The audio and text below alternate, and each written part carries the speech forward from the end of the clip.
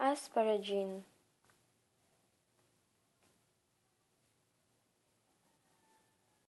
So this is the symbol and code of asparagine.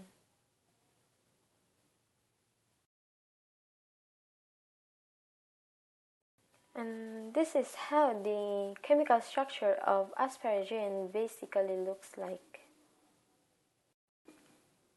Asparagine is known worldwide as the first amino acid that was isolated from its natural source. It is a polar amino acid with no charge and they are grouped, so we can call it neutral, that usually participate in hydrogen bonds as a proton donors. Asparagine is not an essential amino acid for humans, which means that it can be synthesized in the human body from central metabolic pathway intermediates and is not required in diet, so this means that the body can produce it without you needing to include it in your diet. I'm talking about the functions and benefits of asparagine. It is needed to maintain balance in the central nervous system. Along with it, it prevents you from being either overly nervous or overly calm. So you can say that the emotional balance, or you can say balance between your reactions, is something which is a department of this amino acid, which is asparagine. Asparagine is required for development and function of the brain. It also plays an important role in the metabolism of ammonia, which is toxic in the human body. It promotes the process by which one amino acid is transformed into another in the liver. In the diseases related to this amino acid deficiency, it may lead to confusion, headaches, depression, irritability, and a deficiency of this amino acid may contribute to immune system suppression that ultimately can lead to infections, fatigue, autoimmune disorder, and severe allergies.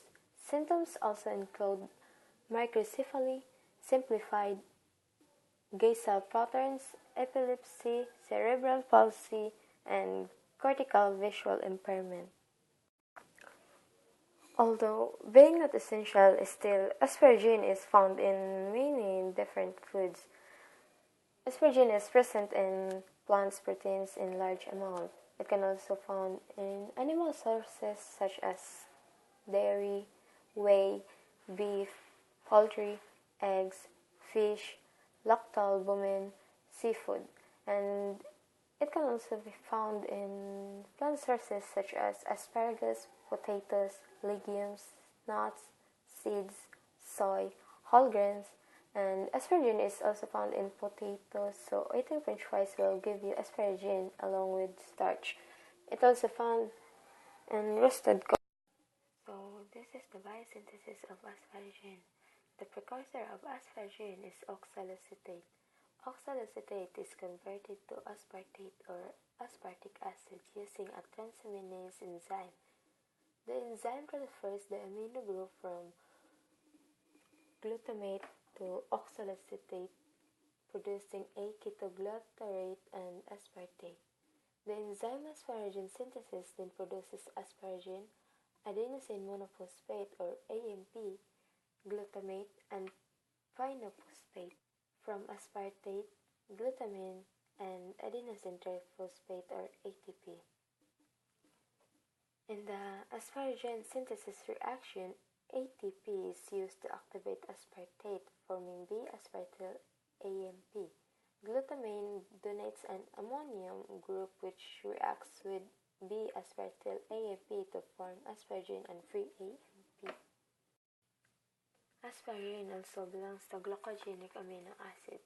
Glucogenic amino acids are broken down into the following metabolites: pyruvate, A-ketoglutarate, succinyl-CoA, fumarate or oxaloacetate, which can be oxidized into CO2 and H2O to generate ATP via the tricarboxylic acid cycle, or you can name it TCA cycle, and oxidative phosphorylation.